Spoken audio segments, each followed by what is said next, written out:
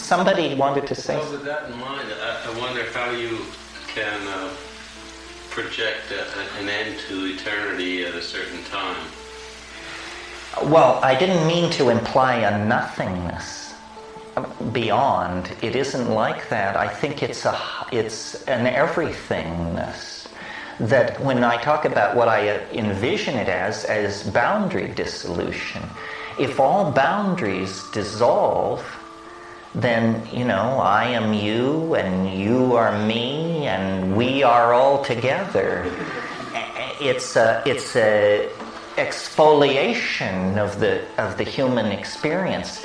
I mean, the great boundaries are, the small boundaries are man, woman, self, world, and then the big boundaries are life, death, past, future. All of these will be dissolved into something like William Blake's divine imagination. And we will become, our grandest dreams. And so the whole challenge is to dream a dream worthy of that dimension. I mean, it's a very interesting exercise. I don't know if you've ever done it.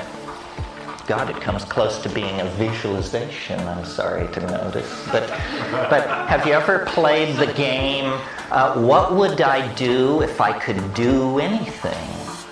First of all, you have to wrap your mind around the concept, anything. What would I do if I could do anything? And I used to think about it in terms, for some reason for me it takes the form of an architectural fantasy. First of all, I just locate myself in the house featured in last month's Architectural Digest. Then from there I would begin to work it out. Well, if you could do anything within a few minutes of entering into that exercise, you're unrecognizable to yourself. I mean, you don't even have to exist in a forward-flowing casuistry of 3 dimensions.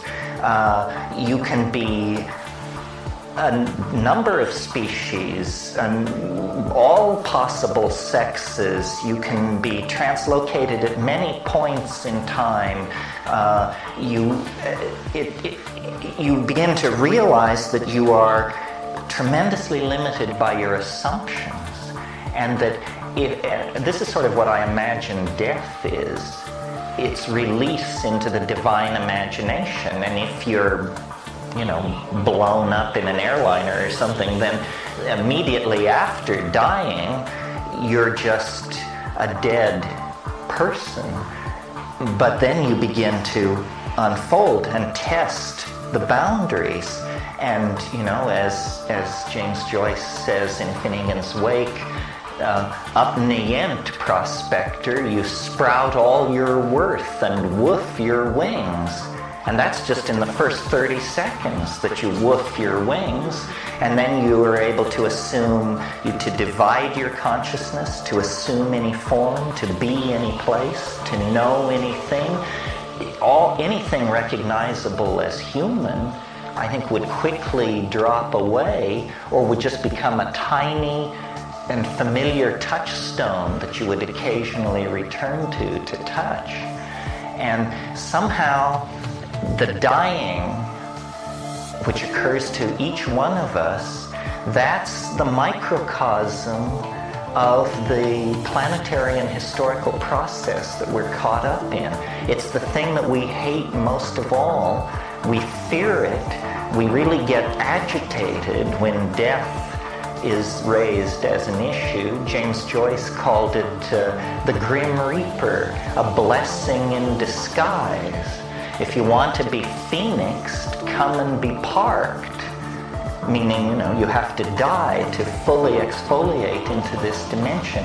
And sometimes I think, and I don't often say it to groups because I fear I'm misunderstood and I don't want people to go out of here depressed, but sometimes I think that what human history pushes for is the extermination of all life on the planet, for the simple reason that we'll never be free till then, that we are in some kind of hell world, and we are locked in a world of matter and energy and space and time, and that it is not, my God, this sounds like,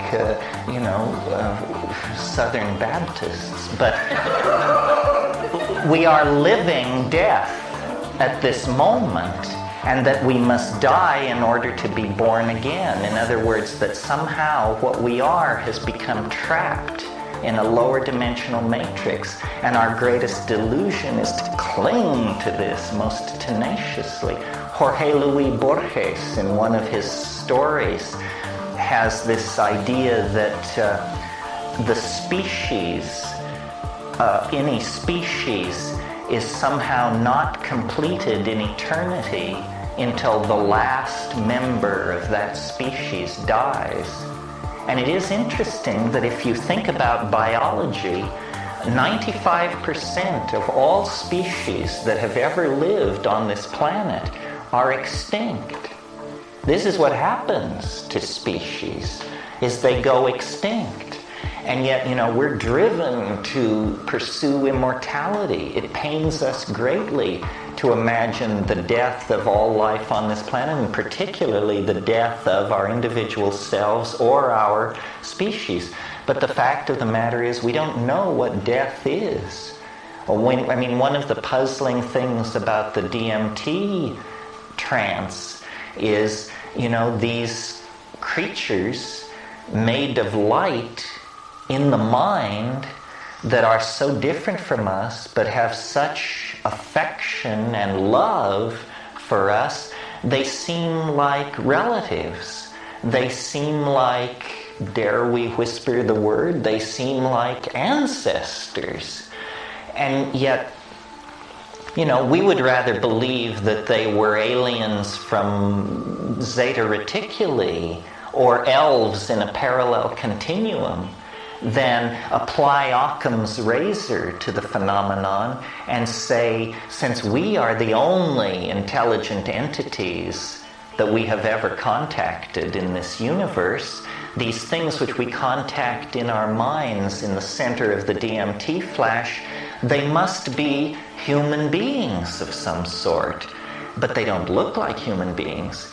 But they love us so much and understand this so well. Well, is it possible that the kind of human being they are is a dead human being? That we're actually breaking through into an ecology of souls? If we say that the psychedelic experience is an experience of boundary dissolution, and if we say that DMT is the strongest of all psychedelics, then may it not be that it is dissolving the most resistant of all barriers, which is the barrier between the living and the dead, and that what you actually come into is the antechambers of eternity for a brief glimpse.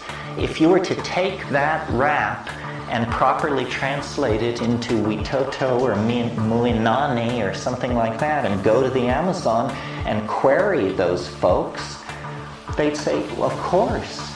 Your own Merciliade tells you that shamanism depends on the spirit ancestors.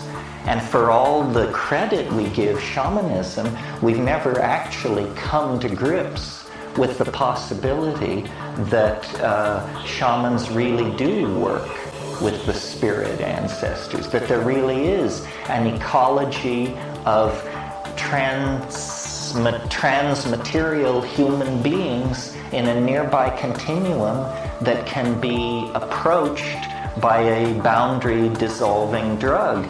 And it's because, we, and certainly I, and certainly proven by this rap tonight, are obsessed with technological explanations of it and how it's going to be the flying saucers, it's going to be the time machine, or the collapse of the quantum vector, or something like that. But because the forward thrust of our technology is toward immortality. That's what's gnawing at the back of our minds.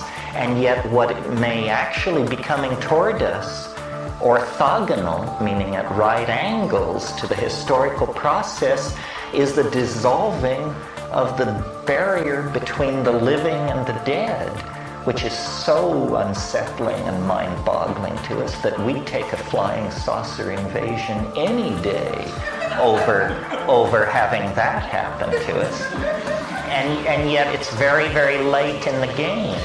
You know, human nature is going to have to undergo a radical, vertical translation of some sort if we are to avoid the extinction of ourselves and all life on the planet. Well, so then, you know, maybe that's what it was for. If we believe that we were always embedded in the machinery of nature, that we could never act outside the purposes of nature, then this must be what it's for. It's very interesting in embryology. I think most people think, you know, of a fetus in the womb.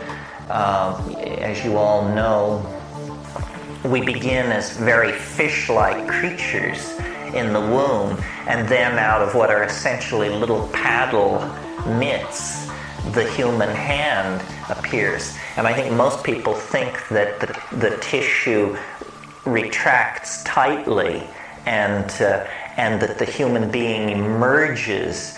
But if you've seen fetal stages in bottles in medical schools, what's actually going on is that cells die off. A massive amount of dying goes on in the womb in order that the human form may emerge out of the fetal form. The webbing between the fingers doesn't retract. Those cells die and are released into the amniotic fluid. The growth of the fetus involves the death of millions and millions and millions of cells. So we are born. We are, you could almost say, sculpted into life by the hand of death. I feel as nervous about all this as you must.